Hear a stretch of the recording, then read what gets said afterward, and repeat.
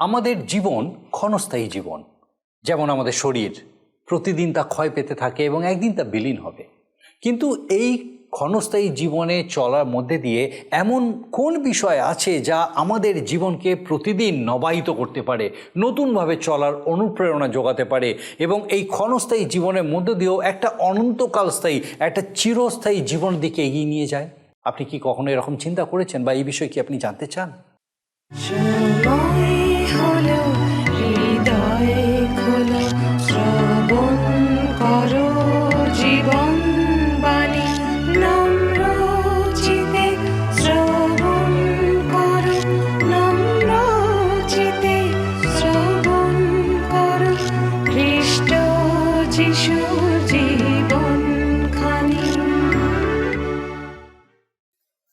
নমস্কার, প্রভু যীশু খ্রিস্টের মধুর নামে জীবনবাণী অনুষ্ঠানে আপনাকে স্বাগত জানাই।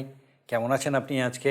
আমার বিশ্বাস মহান ঈশ্বর আপনাকে সম্পূর্ণ সুস্থ রেখেছেন, সুরক্ষিত রেখেছেন এবং তিনি আপনাকে আরেকবার আজকে এই সুযোগ দিয়েছেন যেন আপনি আমাদের এই জীবনবাণী অনুষ্ঠানে উপস্থিত হতে পারেন এবং ঈশ্বর তার জীবন্ত বাক্যের এই যে ধারাবাহিক আলোচনা, এই আলোচনার মধ্যে দিয়ে যেন আপনার সঙ্গে কথা বলতে পারেন। আমার বিশ্বাস ঈশ্বর বিশেষভাবে আজকে আপনার সঙ্গে কথা বলতে চলেছেন। একই সঙ্গে আপনার কাছে আমার অনুরোধ, দয়া করে এই অনুষ্ঠানে কিভাবে ঈশ্বরের বাক্য আপনার সঙ্গে কথা বলল আমাদেরকে অবশ্যই জানাবেন। আসুন আজকে আমাদের অনুষ্ঠানের শুরুতেই একটা গানের মধ্যে দিয়ে আমরা ঈশ্বরের গৌরব করি।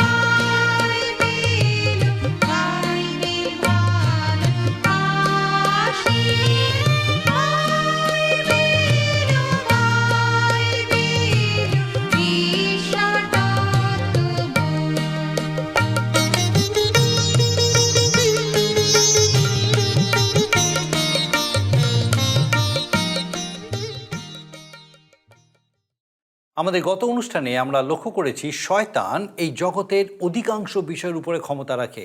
বর্তমানে যারা খ্রিস্টেতে সমর্পিত নয় তারা শয়তানের নিয়ন্ত্রণের মধ্যেই থাকবে। যারা খ্রিস্টকে গ্রহণ করেনি, শয়তান তাদের চোখ বন্ধ করে রেখেছে, ঈশ্বরের আশীর্বাদ থেকে দূরে রেখেছে। কিন্তু এই বিপর্যয়ের পরিস্থিতি থেকে রক্ষা পাওয়ার জন্য আমাদের ঈশ্বরের কাছে প্রার্থনা করতে হবে যেন শয়তানের হাত থেকে লোকেরা রক্ষা পায় এবং পবিত্র আত্মার শক্তিতে সুসমাচার প্রচার করে। ঈশ্বরের বাক্য যেন মানুষ শ্রবণ করে, বোঝে এবং বিশ্বাস বা অবিশ্বাস করার সুযোগ পায়। 2 করিন্থীয় 4:7 আমরা লক্ষ্য করি একজন বিশ্বাসীকে এখানে মৃন্ময় পাত্র বা মাটির পাত্র বলে উল্লেখ করা হয়েছে, যাকে অনেক সময় দুঃখ, কষ্ট, বিপদ আপদ বা দুর্বলতা ও ভয়ের মধ্যে দিয়ে যেতে হয়। তবুও তার মধ্যে স্বর্গীয় সেই ধন রয়েছে, তাই শেষ পর্যন্ত সে পরাজিত হয় না।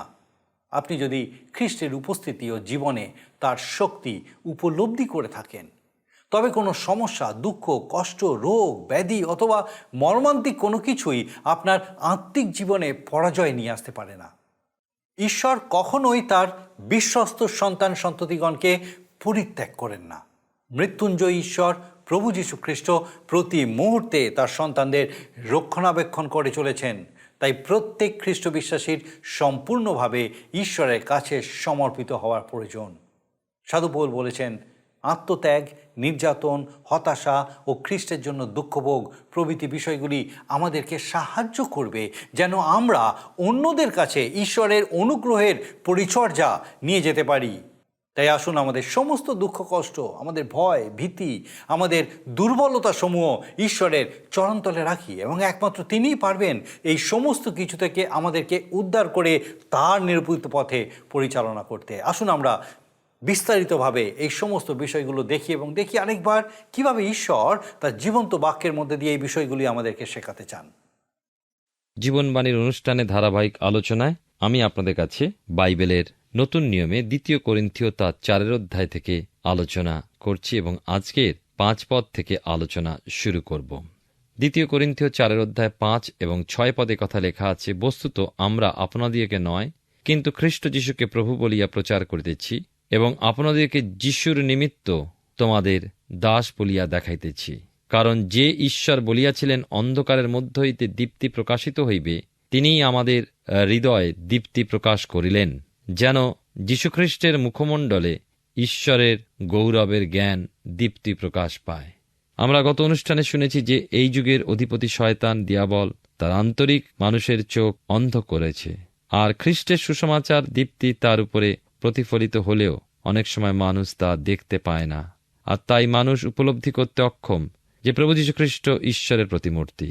প্রভুর সুসমাচার তাই তার বুঝতে অসুবিধা হয়, তার কাছে তা একটা সাধারণ ঘটনা বলে মনে হয়। সে ভুলে যায় যে এই জগৎ ঈশ্বর সৃষ্ট, কিন্তু এই জগতের অধিপতি হল শয়তান। সাধু পৌল তাই বলেছেন গৌরবের সুসমাচার দীপ্তি।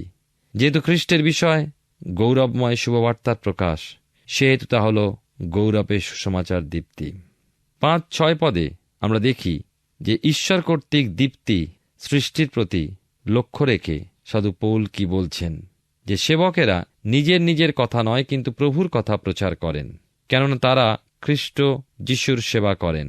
প্রকৃত খ্রিস্টীয় পরিচারকগণ শুধু খ্রিস্টের কথা বলেন তাই নয়, কিন্তু একথাও স্বীকার করেন যে তারা বিশ্বাসীদেরও সেবাকারী। এক পক্ষে খ্রিস্টের সেবা ও অপর পক্ষে বিশ্বাসী মানুষের সেবা, এই তাদের কাজ। সাধু পৌল বলছেন আরও যে ঈশ্বর সৃষ্টিকার্যের দিন বলেছিলেন দীপ্তি হোক। সেই ঈশ্বরেরই জ্যোতি প্রভু যীশু খ্রিস্টের মুখমণ্ডলে প্রকাশিত হয়েছে, আর খ্রিস্টীয় সেই জ্যোতি খ্রিস্ট বিশ্বাসী ও খ্রিস্টীয় সেবকদের হৃদয় আলোকিত করে তোলে। কেন আমাদের হৃদয়কে অন্ধকারতে মুক্ত করে উজ্জ্বল করে তোলেন? যেন প্রভু যীশু খ্রিস্টের মুখমণ্ডলে স্থিত গৌরব মহিমার জ্ঞানের জ্যোতি আমাদের মধ্যে প্রবিষ্ট হয়। ঈশ্বরের আত্মা আমাদের মধ্যে নিজেদের অপরাধ বোধ জাগায়, তখন ঘটে আমাদের নূতনীকরণ।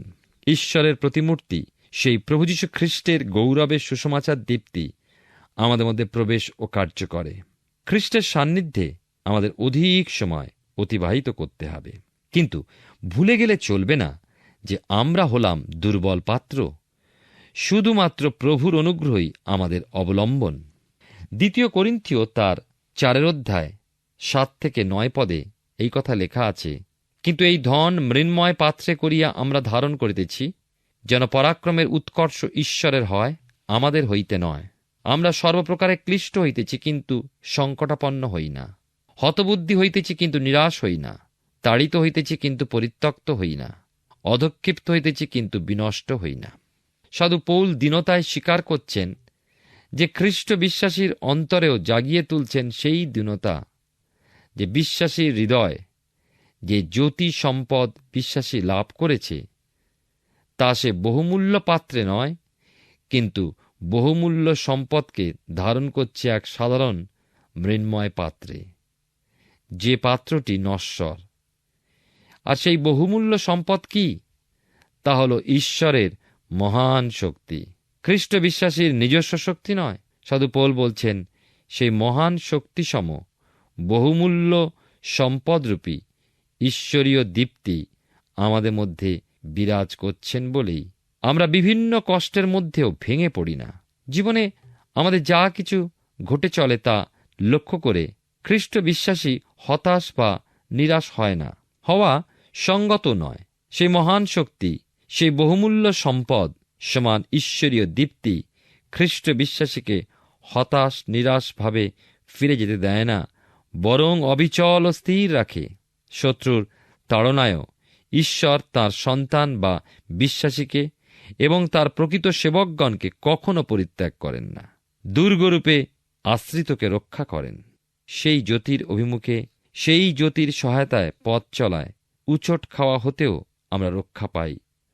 হোঁচট খেয়ে পড়ে যাওয়ার অবস্থা এলেও রক্ষা ও ত্রাণকারী ঈশ্বর তার অনুগামীকে হাত ধরে ওঠান। ক্ষুদ্র নগণ্য আমাদের এই মৃৎপাত্ররূপ জীবন, বহুমূল্য ধনরূপ খ্রিস্টীয় সুসমাচারের দীপ্তি আমরা বহন করে চলেছি। এই মৃন্ময় পাত্রের বিষয়টা আমাদের মনকে নিয়ে চলে পিছনে ফেলে আসা বহুদিন পূর্বের এক ঘটনায়, গিদিয়নের দিনগুলোতে, যা আমরা পাই বাইবেলের পুরাতন নিয়মেতে বিচার কর্তৃগণের বিবরণের 7 অধ্যায়। সেই ঘটনার কথা আমরা দেখি যে গিদিয়ন ইসরায়েলের বিচারকর্তা সঙ্গে নিয়েছিলেন মাত্র 300 জন ব্যক্তিকে। উদ্দেশ্য কি ছিল? উদ্দেশ্য ছিল মিদিয়নীয় অসংখ্য শত্রু দল হতে দেশকে রক্ষা করা। প্রত্যেকের হাতে ছিল এক এক তুরি, আর ছিল কি একটা করে শূন্য ঘট, আর ঘটের মধ্যে ছিল মশাল। ঘট কি? মাত্র একটা মাটির বা মৃন্ময় পাত্র। ওই মাটির পাত্রের মধ্যে ছিল ওই মশাল, তাই দূর হতে ওই মশালের আলো দেখা গেল না। মিদিয়নীয়দের কাছে উপস্থিত হলেন ইসরায়েলীয়রা, আর নিজ নিজ ঘট বা সেই মাটির বা মৃন্ময় পাত্র ভেঙে ফেললেন, কেননা তারা গিদিয়ন ও তাঁর 100 সঙ্গীর তুরিবাদ্য শুনেছিল। গিদিয়ন ও তাঁর 100 সঙ্গী তুরি বাজালে তারাও, অর্থাৎ 3 দলে বিভক্ত ইসরায়েলীয়গণও তুরি বাজিয়েছিল এবং নিজ নিজ সেই ঘটকে ভেঙে ফেলেছিল। আর কি হলো? মশালের আলো চারিদিকে বিচ্ছুরিত হলো। লক্ষ্য করুন, মশাল যতক্ষণ ওই ঘটের মধ্যে ছিল, ওই আলো কেউ দেখতে পায়নি। মৃন্ময় পাত্র ভেঙে না গেলে দীপ্তি বিচ্ছুরিত হয় না, আলো প্রকাশিত হয় না। প্রিয় শ্রোতা বন্ধু, প্রিয় ভাই ও বোন, আজকের দিনে আমাদের জীবনে এই প্রয়োজন, আমাদের পাত্র ভেঙে ফেলতে হবে। প্রেরিত পৌল উপলব্ধি করেছিলেন প্রভু যিশুর জন্য ক্লেশ ভোগ কি, পাত্রটি ভেঙে ফেলা প্রয়োজন। অধিকাংশ খ্রিস্টানি তো করতে ইচ্ছুক নয়, এ হলো সমস্যা। একজন বলেছেন এই কথা, যখন কোনো একজন জন্মগ্রহণ করে, নিশ্চয়ই তার পূর্বে কোনো একজনকে প্রসব বেদনার ক্লেশ ভোগ করতে হয়। আত্মিক ক্ষেত্রেও অনেক অনেক ব্যক্তির জন্মলাভ হয় না, তার কারণ অনেকেই ক্লেশ ভোগ করতে ইচ্ছুক নয়। আমাদের এই মরণশীল জীবনে ঈশ্বর অমরত্ব প্রদান করেছেন, দিয়েছেন অনন্ত জীবন। এই মৃন্ময় শরীর, মাটির শরীর তো ক্ষয়নীয়, কিন্তু ঈশ্বরীয় দীপ্তির সুসমাচার ধন এখানেই বিরাজ করছেন।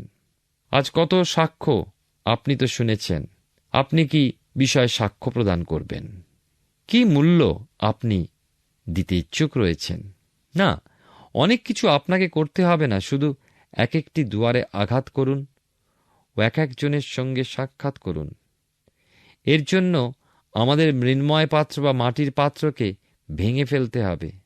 আমার ইচ্ছা, আমার সুখ, আমার আরাম বা আমার পথকে ধরে থেকে ঈশ্বরের পথে চলা যায় না। নিজেদের মনকে তাঁর সঙ্গে চলার জন্য স্থিরীকৃত করা প্রয়োজন। আমাদের জীবনে আমার পথ ও তাঁর পথ, এ দুটির সংমিশ্রণ সম্ভব নয়। উচিত তাতে আমার পূর্ণ সমর্পণ। ঈশ্বরের আত্মা দ্বারা চালিত হয়ে সমর্পিত থাকি। পবিত্র আত্মাই আমাদেরকে সমর্থ করবেন। সাধু পৌল তাঁর মৃতপাত্ররূপ শরীর ভেঙেছিলেন প্রভুর সাক্ষী স্বরূপে। তাড়িত হয়েছিলেন শত্রুগণ কর্তৃক, কিন্তু সত্যি যেমন বলেছেন 8 ও 9 পদে, তেমনি তিনি ক্লিষ্ট হয়েছিলেন বটে, কিন্তু হননি সংকটাপন্ন। কেন? তার কারণ খ্রিস্ট দুর্গে আশ্রয় নিয়ে চলেছিলেন। ধার্মিকগণ সেই দুর্গে রক্ষা পেয়ে বাঁচে। বাইবেলের নতুন নিয়মে ফিলিপিয়দের প্রতি প্রেরিত পৌলের পত্রে 1 অধ্যায় 12 এবং 13 পদে সাধু পৌল লিখেছেন, হে ভাতৃগণ, আমার সম্বন্ধে যাহা যা ঘটিয়াছে তদ্বারা বরং সুসমাচারের পথ পরিষ্কার হইয়াছে। এরপরে আরও লিখেছেন যে সকলের নিকটে আমার বন্ধন খ্রিস্ট সম্বন্ধীয় বলিয়া প্রকাশ পাইয়াছে। সাধু পৌল এমনকি বন্দী অবস্থায়ও ঈশ্বরের সহায়তা ও তাঁর উপস্থিতিকে স্বীকার করেছেন সর্বসময়। নিজেকে তিনি দুর্বল ক্ষীণ হিসাবে গণ্য করেছেন, এবং স্বীকার করেছেন ঈশ্বর বারংবার তাকে উঠিয়েছেন। তাই তো তিনি বলেন, তাড়িত হই কিন্তু পরিত্যক্ত হই না, ক্লিষ্ট হলেও সংকটাপন্ন হই না, অধক্ষিপ্ত হলেও বিনষ্ট হই না।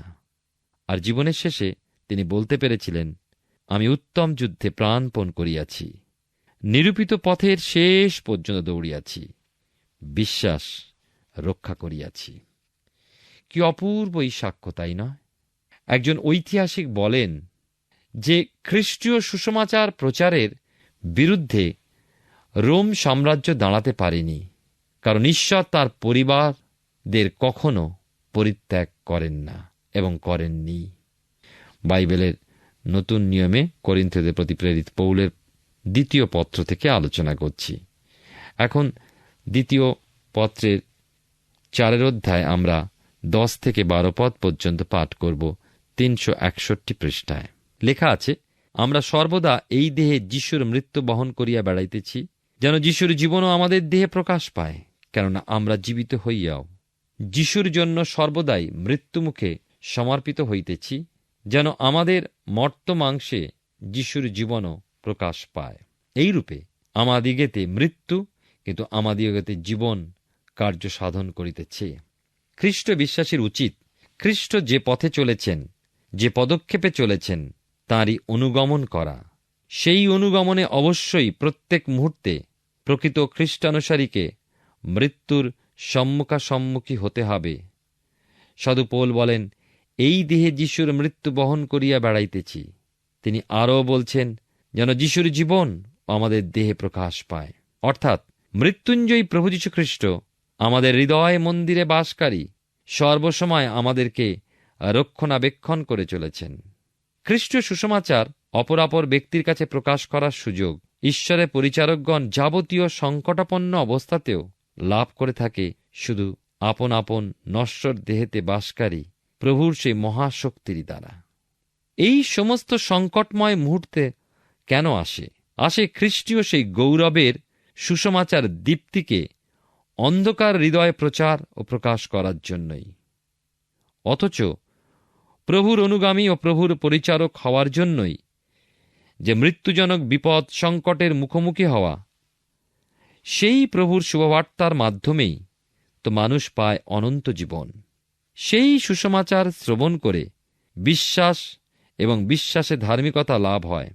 শাস্ত্রের ভাষায় লক্ষ্য করি, অতএব বিশ্বাস শ্রবণ হইতে এবং শ্রবণ খ্রিস্টের বাক্য দ্বারা হয়।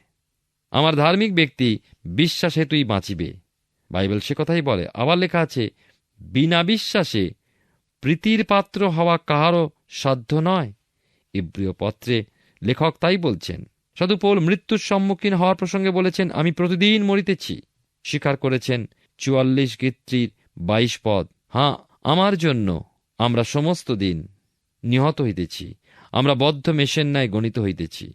আরও পাই, প্রেরিতগণ যে আমরা ঈশ্বর আমাদিওকে বদ্ধ লোকদের ন্যায় শেষের বলিয়া দেখাইয়াছেন, কেননা আমরা জগতের ও দূতগণের ও মনুষ্যদের কৌতুকাস্পদ হইয়াছি। বিশ্বাসীকে ক্লেশভোগের প্রতি ভীত হলে চলে না। প্রভু যীশু তো বলেই গিয়েছেন যে তাঁর নাম প্রযুক্ত আমাদের অর্থাৎ বিশ্বাসীকে ঘৃণিত হতে হবে জগতের কাছে। আমাদের মর্ত মাংসে যিশুর প্রকাশ চাই, সেই জীবনের প্রকাশ বিশ্বাসীদের মধ্যে প্রেরিতগণ বা খ্রিস্টের সেবকগণ দেখতে পান। তারা তাদের জীবনে অহরহ মৃত্যুর সম্মুখীন হতে হতে এই জীবনের কার্যরত থাকেন। 4 অধ্যায় 13 থেকে 15 পদ লেখা আছে এখানে, পরন্তু বিশ্বাসের সেই আত্মা আমাদের আছে, যেরূপ লেখা আছে, আমি বিশ্বাস করিলাম তাই কথা কইলাম। তেমনি আমরাও বিশ্বাস করিতেছি, তাই কথাও কহিতেছি। কেননা আমরা জানি তিনি প্রভু যীশুকে উঠাইয়াছেন, তিনি যীশুর সহিত আমাদিগকে উঠাইবেন এবং তোমাদের সহিত উপস্থিত করিবেন। কারণ সকলেই তোমাদের নিমিত্ত যেন ঈশ্বরের অনুগ্রহ অধিক লোকের দ্বারা বহুলীকৃত হইয়া ঈশ্বরের গৌরবার্থে প্রচুর ধন্যবাদের কারণ হইয়া ওঠে। সাধু পৌল মৃত্যুকে জীবনের শেষ বলেন না। তাঁর দৃষ্টি মৃত্যু অতিক্রম করে আরও আরও উচ্চে, আরও বহু বহু দূরে। তাই পরবর্তী অধ্যায়ে তিনি খ্রিস্টের উদ্দেশ্যে শহীদ হওয়ার সেবায় পরম সান্ত্বনার বিষয় বলতে চলেছেন। প্রিয় শ্রোতা বন্ধু, প্রিয় ভাই ও বোন, আপনার ও আমার ক্ষেত্রেও মৃত্যুঞ্জয়ী খ্রিস্টের কোলে সমর্পিত হওয়া, তাঁর উদ্দেশ্যে জীবন উৎসর্গ করায় রয়েছে পরম সান্ত্বনা। সাধু পৌল নিজেকে জীবিত খ্রিস্টের সঙ্গে যুক্ত হিসাবে স্বীকার করেছেন। এমনভাবেই কি বিশ্বাসী কি সেবক সকলকেই হতে হবে খ্রিস্টের সঙ্গে সংযুক্ত এবং তার সঙ্গে সংযুক্ত থাকতে হবে। আর সেই সংযোগ রক্ষা করেই খ্রিস্টেতে বৃদ্ধি লাভ করে যেতে হবে। সহায়তা করবেন পবিত্র আত্মা ঈশ্বর। জগতের বিষয় জাগতিকতায় পৌল মৃত। কেন? কারণ তিনি জীবিত খ্রিস্টেতে সংযুক্ত। কেনই বা তিনি জীবিত যীশুখ্রিস্টের সঙ্গে যুক্ত? কারণ তার প্রত্যাশা ও বিশ্বাস খ্রিস্টীয় প্রেমেতে তার মধ্যে দৃঢ়মূল রয়েছে। যে আমরা জানি, যিনি প্রভু যীশুকে উঠাইয়াছেন, তিনি যীশুর সহিত আমাদিগকে উঠাইবেন। কিন্তু শুধু পৌল নিজের বা শুধুই প্রেরিতবর্গের বা শুধুই ঈশ্বরের বিভিন্ন সেবক পরিচারকদের প্রসঙ্গেই বলছেন না, বলছেন যারা তাদের আত্মিক সন্তান অথবা আমার আপনার ও সমস্ত প্রকৃত খ্রিস্ট বিশ্বাসীর প্রসঙ্গেও এত কষ্টের ও পরীক্ষার মধ্যে দিয়ে গিয়েও পৌল সেই জয়যুক্ত জীবনে আত্মিক সন্তানগণ সহ ঈশ্বরের কাছে উপস্থিত থাকতে চান অনন্তকালে। যত মানুষ প্রভুতে বিশ্বাসী হয়ে প্রভুর অনুগামী হবে, তাদের সবার হৃদয় ওষ্ঠাধর হতে প্রভুর উদ্দেশ্যে কৃতজ্ঞতা ও ধন্যবাদ উৎসারিত হবে এবং প্রভু আরও আরও গৌরবান্বিত হবেন। আমরা 2 করিন্থীয় তার 4 অধ্যায় থেকে আলোচনা করছি। 16 থেকে 18 পদে লেখা আছে, এই জন্য আমরা নিরুৎসাহ হই না, কিন্তু আমাদের বাহ্য মনুষ্য যদ্যপি ক্ষীণ হইতেছে, তথাপি আন্তরিক মনুষ্য দিন দিন নূতনীকৃত হইতেছে। বস্তুত আপাতত আমাদের যে লঘুতর ক্লেশ হইয়া থাকে, তাহা উত্তর উত্তর অনুপমরূপে আমাদের জন্য অনন্তকালস্থায়ী গুরুতর প্রতাপ সাধন করিতেছে। আমরা তো দৃশ্য বস্তু লক্ষ্য না করিয়া অদৃশ্য বস্তু লক্ষ্য করিতেছি, কারণ যাহা যাহা দৃশ্য তা ক্ষণকাল স্থায়ী, কিন্তু যাহা যা অদৃশ্য তা অনন্তকাল স্থায়ী। পার্থিব যে দেহ আমাদের রয়েছে তা ক্রমশ ক্ষয়প্রাপ্ত হতে থাকে বটে, কিন্তু খ্রিস্টের অনুগ্রহে ও খ্রিস্টের জ্ঞানে আমাদের মধ্যবর্তী যে আভ্যন্তরীণ দেহের বৃদ্ধি সংগঠিত হয়, তা আমাদের ইহজীবনে উপলব্ধি করতে হবে। দিনে দিনে এই পার্থিব দেহ দুর্বল ক্ষীণ হতে হতে এবং তার পরিবর্তে আন্তরিক মনুষ্য নূতনীকৃত হতে থাকে, ক্রমশ প্রভুর নিকটবর্তী হতে থাকে মানুষের মাধ্যমে। এই জগতে ইহজীবন যাপনের দিনে খ্রিস্টানুগামীর জন্য ক্লেশ নির্বিত। কোন উৎসর্গীকৃত জীবনেই ক্লেশ অপরিহার্য তার আগামী শুভ ফলের উদ্দেশ্যে। খ্রিস্টবিশ্বাসী পক্ষে সে ক্লেশকে গুরুভার কখনো মনে করা উচিত হবে না, কেননা আগামী অনন্তকালে তার অনন্ত জীবনে যে নিত্যস্থায়ী শাশ্বত সুখ তা অতুলনীয়, অপরিসীম। সেই অনন্তকালীয় সুখের কাছে ইহজীবনে ক্লেশ কিছুই নয়। সাধু পৌল পার্থিব ক্লেশ পরীক্ষার বোঝাকে লঘুতর বলে অভিহিত করেছেন। এ কষ্টের শেষ আছে, কিন্তু অনন্তকালীয় সুখের শেষ নেই। তা বিশ্বাসী ও সেবকগণ ভোগ করবে নিত্য নিত্য অনন্তকালস্থায়ী গুরুতর প্রতাপ হিসাবে। জগতিস্থ বিষয় আমাদের লক্ষ্যবস্তু নয়, নয় প্রত্যাশিত বিষয়ও। আমরা অর্থাৎ খ্রিস্ট বিশ্বাসের লক্ষ্য থাকা উচিত অদৃশ্য বিষয়। ঈশ্বর আপনার জীবনে মঙ্গল করুন। আমরা 2 করিন্থীয় পুস্তক থেকে ধারাবাহিকভাবে অধ্যয়ন করছি। আমার বিশ্বাস বিশেষভাবে ঈশ্বর আজকে আপনার সঙ্গে তার জীবন্ত বাক্য দ্বারা কথা বলেছেন। আমরা লক্ষ্য করলাম একজন বিশ্বাসীকে মৃন্ময় পাত্র বা মাটির পাত্র বলে উল্লেখ করা হয়েছে, যাকে অনেক সময় দুঃখ কষ্ট ভয় এবং বিভিন্ন রকম সমস্যা বিভিন্ন রকম প্রতিকূল পরিস্থিতির মধ্যে দিয়ে যেতে হয়, কিন্তু তার মধ্যে সেই স্বর্গীয় ধন থাকায় সে শেষ পর্যন্ত পরাজিত হয় না। আমাদের মানবীয় দুর্বলতার মধ্যে দিয়ে স্বর্গীয় শক্তির প্রকাশ হয় যখন আমরা ভগ্ন চিত্তে হৃদয়ে ঈশ্বরের কাছে আসি এবং তার উপরে সম্পূর্ণ নির্ভরশীল হই। আমাদের সমস্ত দুঃখ ও কষ্টের মধ্যে ঈশ্বরের শক্তি ও প্রেমে আমরা বিজয়ী হই। আমাদের দুর্বলতাগুলি বা দুঃখ কষ্টগুলো আমাদের খ্রিস্টের প্রচুর অনুগ্রহের কাছে নিয়ে আসে ও তার জীবন আমাদের এই মাংসের দেহে প্রকাশিত হয়। যখন চারিদিকের পরিবেশগুলি অসহনীয় বলে মনে হয় এবং সেগুলি আমার আপনার সমস্ত শক্তির বাইরে চলে যায়, তখন ঈশ্বর আমাদেরকে তার সহায়তা দিয়ে থাকেন যাতে আমরা আমাদের বিশ্বাসে, প্রত্যাশায় ও শক্তিতে বৃদ্ধি পাই। ঈশ্বর প্রতি মুহূর্তে তার সন্তানদেরকে রক্ষা করে চলেছেন। তিনি কখনো পরিত্যাগ করেননি তার সন্তানদেরকে। আমাদের দেহগুলি বয়সের আর ক্ষয়ের অধীন হলেও আমরা প্রতিনিয়ত প্রভু যীশু খ্রিস্টের জীবন ও তার শক্তির সাহায্যে নবায়িত হচ্ছি, যার ফলে আমাদের মন, আমাদের আবেগ ও ইচ্ছা শক্তিগুলি প্রতিনিয়ত তার রূপে রূপান্তরিত হচ্ছে এবং তার অনাদি অনন্ত পরিকল্পনার সঙ্গে মিলে চলেছে।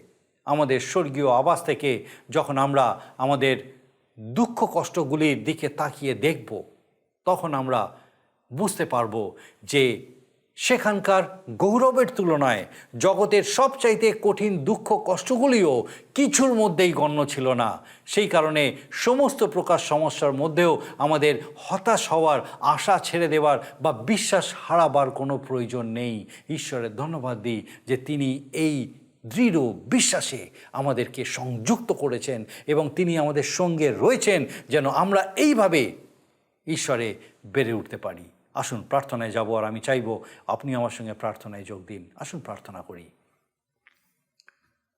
পরম করুণাময় স্বর্গীয় পিতা, ধন্যবাদ দিই প্রভু, কিভাবে আমাদের প্রত্যেকের জীবনকে তুমি রক্ষা করে চলেছো। ধন্যবাদ দিই যে তোমার অপার অনুগ্রহ, তোমার করুণার গুণে পিতা আমাদেরকে তুমি কখনো নষ্ট হতে দাওনি, হতাশা নিরাশায় হারিয়ে যেতে দাওনি, কিন্তু তোমার সেই জীবন্ত প্রত্যাশায় পূর্ণ রেখেছো যেন প্রকৃতই পিতাগো আমরা তোমাতে বৃদ্ধি পেতে পারি। তুমি আমাদেরকে তুলে ধরে রেখেছো যখন চলার শক্তি ছিল না পিতা, তুমি বহন করেছো যেন আমাদেরকে চলতে না হয়, কিন্তু প্রভু তুমি তোমার সঙ্গে আমাদেরকে নিয়ে চলেছো। এবং পিতাগো ধন্যবাদ দিয়ে আমাদের সেই প্রত্যেক দর্শক বন্ধুর জন্য আজকে বিশেষভাবে তোমার এই জীবন্ত সত্য, তোমার এই জীবন্ত প্রত্যাশায়, তোমার এই স্বর্গীয় আলোকে সেই প্রত্যেককে পরিপূর্ণ করেছো, সেই প্রত্যেক হৃদয় মনকে স্পর্শ করেছো যেন পিতাগো সেই প্রত্যেক হৃদয় মন পিতাগো এইভাবেই তোমাতে বৃদ্ধি পায়, তোমাতে স্থির থাকে। সমস্ত বাধা বিঘ্ন প্রতিকূলতার মধ্যেও পিতাগো তোমার জীবন্ত উপস্থিতির সহভাগিতায় স্থির থেকে পিতা তোমার গৌরব করতে সক্ষম হয়। ও প্রভু তোমার ধন্যবাদ দিই আমাদের সেই প্রত্যেক দর্শক বন্ধুর জন্য, তাদের পরিবার পরিজনের জন্য। পিতাগো তোমার পবিত্র পরাক্রমে এইভাবেই প্রত্যেককে তোমাতে সুস্থির রাখো, তোমার আশীর্বাদে পূর্ণ রাখো, আর প্রত্যেকের সকল বার নাও। তোমার যিশু নামে ভিক্ষা দয়া করে শ্রবণ ও গ্রহণ করো, আমেন। ঈশ্বরের ধন্যবাদ দিই যে আরেকবার তার জীবন্ত বাক্য আমাদের কাছে সেই জীবন্ত প্রত্যাশা নিয়ে এসেছে যে ঈশ্বর প্রতি মুহূর্তে আমাদের সঙ্গে আছেন, তিনি আমাদেরকে ধরে রেখেছেন, বহন প্রতিপালন করে নিয়ে চলেছেন। আমার বিশ্বাস আগামী দিনেও এইভাবে আপনি আমাদের সঙ্গে জীবনবাণী অনুষ্ঠানে উপস্থিত থাকবেন, যখন এইভাবেই আমরা আরও ঈশ্বরের নিকটবর্তী হতে থাকব এবং আমাদের জীবনের মধ্যে দিয়ে ঈশ্বরেরই নাম গৌরবান্বিত, উচ্চকৃত, মহিমান্বিত হতে থাকবে। ঈশ্বর আপনার মঙ্গল করুন। প্রিয় বন্ধু, আশা করি জীবনবাণী অনুষ্ঠানটি আপনার ভালো লেগেছে। আর যদি ভালো লেগে থাকে তাহলে অবশ্যই আমাদের একটি মিসড কল দিন। আপনার দেওয়া মিসড কলটি আমাদের কাছে অতি মূল্যবান। আমরা আনন্দের সাথে জানাই, প্রতিটা মিসড কল দাতাদের মধ্যে থেকে সপ্তাহের শেষে বিশেষ দর্শক বন্ধুকে বেছে নেওয়া হবে এবং সেই দর্শক বন্ধুকে পুরস্কৃত করা হবে ও সপ্তাহের শেষে তার ছবি ও নাম আমাদের অনুষ্ঠানে প্রকাশ করা হবে। গত সপ্তাহের বিজয়ী দর্শক বন্ধুরা হলেন কলকাতা থেকে অশোক গাঙ্গুলি ও পশ্চিম মেদিনীপুর থেকে সুনীল হালদার। আমাদের মিসড কল দেবার নম্বরটি হল 04449081 আপনি প্রার্থনা ও আরও অধিক জানতে আগ্রহী হলে আমাদের সঙ্গে অবশ্যই ফোনের মাধ্যমে যোগাযোগ করতে পারেন। আমাদের মোবাইল নাম্বার 9433497235 এবং আরেকটি হল 9433803755। আর আমাদের ঠিকানা টিভি স্ক্রিনে আপনারা দেখে নিন। ধন্যবাদ। ভালো থাকুন, সুস্থ থাকুন।